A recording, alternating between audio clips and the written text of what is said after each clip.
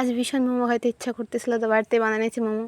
তো প্রথমে আমি চিকেন কেটে তার সাথে পেস্ট করে প্রয়োজনীয় টুকটাক হালকা পাতলা মশলাপাতি দিয়ে নিছি।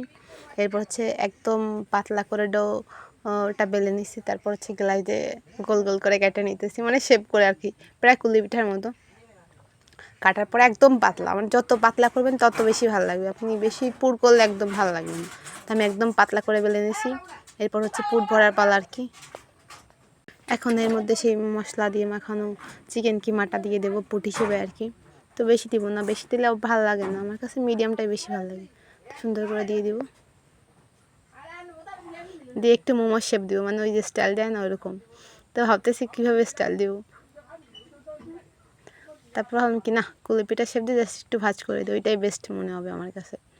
তারপরে হালকা একটু, বেশি না, এইভাবে 2-3টা ভাজ দিছি, হয়ে গেছে আমার মোমো রেডি। এইভাবে আমি বাকি মোমোগুলো বানিয়ে নিব। তারপর হচ্ছে প্যানে দিয়ে হালকা গরম জল দিয়ে একটু ভাপায় নিব।